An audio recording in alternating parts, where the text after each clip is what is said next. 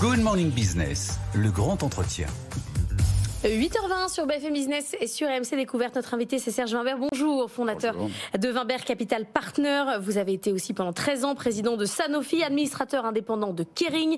Votre fonds, c'est 1,6 milliard d'euros d'actifs gérés. Raphaël Legendre est à mes côtés. On a beaucoup parlé ensemble de l'Europe ce matin, de ce rapport de Mario Draghi qui dit à quel point la situation européenne est désespérée. Vous avez dirigé des grandes entreprises, vous investissez énormément dans le tissu entrepreneurial européen. Qu'est-ce que ça vous laisse comme goût? Vous dites en Europe on est foutu, tous aux États-Unis, on a quand même des atouts en Europe. Je pense qu'on a beaucoup d'atouts, mais je pense que l'Europe risque l'insignifiance. Nous sommes aujourd'hui, il faut le voir, coincés entre deux méga power, la Chine, les États-Unis, qui bénéficient des effets de taille naturels liés à leur géographie, à leur population. Donc nous avons deux grands ensembles. Et nous ne sommes pas encore parvenus à faire un ensemble européen. Nous avons aujourd'hui, il faut le constater, des décotes sensibles des entreprises européennes, et notamment françaises, mais européennes par rapport à leurs homologues américaines, un accès au capital qui est beaucoup plus difficile, une profondeur de financement qui est moins grande, une innovation qui est où il y a certes des start-up, des entreprises qui créent beaucoup de nouvelles idées, mais leur développement se fait très souvent aux États-Unis. Donc, si nous n'y prenons pas garde, et je crois, moi, vraiment, je suis en plein accord avec les constats de Draghi, je pense que nous avons à faire un effort particulier. Alors, cet effort est difficile, naturellement, puisqu'il intervient à un moment où 800 milliards d'euros par an, il demande. Il intervient à un moment où, en plus, le cycle est baissier. Et ce cycle-là nous affaiblit encore plus, d'une certaine façon, puisque la réaction américaine, vraisemblablement au ralentissement, va se traduire par une baisse des taux. Et nous savons qu'aux États-Unis, la rapidité de transmission des taux d'intérêt à l'économie est très rapide, contrairement à ce qui se passe souvent en Europe. Je pense que la politique monétaire européenne est aujourd'hui trop restrictive et que nous devrions, comme nous l'avons fait pour la première baisse des taux, continuer à faire baisser les taux de manière à stimuler l'investissement. Réunion jeudi de Banque Centrale Européenne. Oui, on suivra ça de près. Croyez-vous en ce sursaut européen? Mario Draghi explique que soit on disparaît de la carte, ce que vous dites également, soit il y a ce sursaut européen qui ne peut être que communautaire. Au vu du morcellement du marché que vous égrenez, notamment pour les marchés de capitaux, ce sursaut est-il possible? Une solution européenne est-elle possible? En tout cas, il le faudrait. Nous avons rarement eu en Europe des défis aussi importants. Alors certes, il y a eu quelque temps, il y a eu la guerre il y a 2 ans qui a créé un sursaut. Est-ce qu'il y aura en Europe une prise de conscience de la nécessité de mettre en commun un certain nombre de moyens, de réformer les procédures d'ailleurs aussi, pour que l'Europe donne sa pleine valeur, sa taille? Aujourd'hui, il y a énormément de fragmentation, même sur des marchés qui sont quasi régaliens. Je prends le cas de la défense. Même sur un marché comme la santé. La santé, on l'a vu, il y a eu un effort au moment du Covid, il y a eu des commandes communes, mais la santé ne fait pas partie du champ européen. Donc, immédiatement après le Covid, tout ça retombe. Donc, sans crise, on n'avance plus. Là, on disait que l'Europe serait la somme des solutions apportées aux différentes crises qu'elle traverserait. Et on voit que dès que les crises retombent, finalement, si vous regardez l'histoire de l'Europe, reprennent. L'Europe a toujours réussi à faire des progrès lorsqu'il y avait des grands défis. C'est un peu une vision à la Toynbee, c'est-à-dire que spontanément l'Europe, elle fonctionne plus ou moins bien, mais pour franchir des pas, il faut des grands défis. Alors est-ce qu'aujourd'hui, cette conception, ce ressenti du défi va être suffisant pour faire bouger? Le problème, c'est qu'on a une grande dissymétrie de situation en Europe. Et que les Allemands, évidemment, ont le sentiment de jouer le rôle de parapluie pour l'ensemble des pays qui sont en déficit. Et que l'euro, effectivement, a servi aussi de parachute, si je puis dire, pour protéger des politiques financières laxistes. Donc le problème, c'est de retrouver un champ commun, retrouver de la crédibilité, parce que c'est la condition aussi pour agir ensemble. Le déficit français est un problème pour ce sursaut européen? Vu d'Allemagne, sans doute. Oui.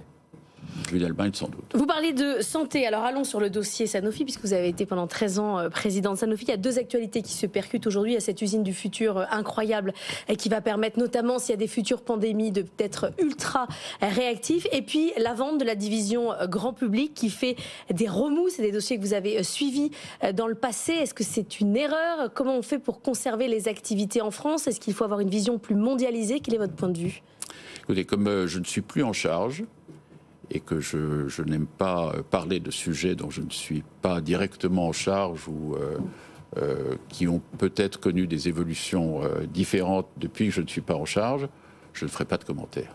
Plus largement, peut-être sur les grands groupes français du capitalisme, on voit qu'il y a une tentation de plus en plus du fait de l'effacement de l'Europe sur la grande carte mondiale. Finalement, une tentation de ces grands groupes mondialisés d'aller ce côté ailleurs, peut-être d'aller là où il y a la croissance pour beaucoup aux États-Unis. On pense à Total, bien sûr. Il y a des craintes aussi que Sanofi s'éloigne. Vous, qui avez évolué dans ce grand monde des large caps, du CAC 40, est-ce que vous pensez que ce risque est réel? Il est réel, en effet. D'une part parce que la progression du nombre des actionnaires, enfin du poids des actionnaires étrangers dans les grandes entreprises françaises est importante. Nous avons, contrairement à ce qui a pu être dit à un moment donné, si on sort les grandes entreprises du luxe, qui sont des entreprises familiales, les 36 autres entreprises ont vu le poids des actionnaires étrangers grandir. Donc nous avons un problème d'équilibre dans l'actionnariat. Trop d'étrangers, vous pensez? Pardon? Vous estimez qu'il y a trop de capitaux étrangers ou c'est plutôt une bonne chose? Je constate, c'est bien parce que ça montre qu'il y a de l'attractivité, mais une des raisons pour lesquelles il y a beaucoup de capitaux étrangers, c'est que nous sommes valorisés moins bien qu'un certain nombre de nos concurrents. Mais je voudrais souligner là l'importance, à mon sens, de créer des conditions d'une épargne dirigée vers l'économie longue, pas uniquement pour les start-up et pour l'innovation, mais également pour les grandes entreprises françaises. Et là, nous avons aujourd'hui quand même un système de retraite qui, je crois, a touché ses limites et qui ne permet pas, le système de répartition ne permet pas de financer, comme c'est le cas pour la plupart des autres pays, l'épargne longue qui va s'investir dans les entreprises de toutes sortes, qu'elles soient grandes ou petites. Donc là, je pense que nous avons à réfléchir à cela parce que c'est une des conditions de l'indépendance.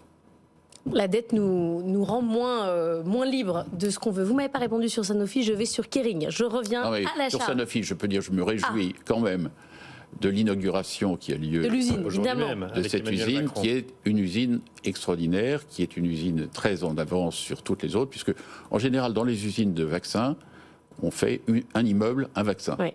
Et là, c'est mélangé. C'est multimodal et donc c'est un progrès considérable. Sur le dossier Kering, Kering souffre en ce moment notamment en raison de Gucci, mais aussi en raison du ralentissement de l'économie américaine, de la Chine. Vous avez dirigé Kering à l'époque de PPR. Qu'est-ce que vous dites? Quels sont les relais possibles pour cette industrie du luxe qui ralentit là ces derniers temps?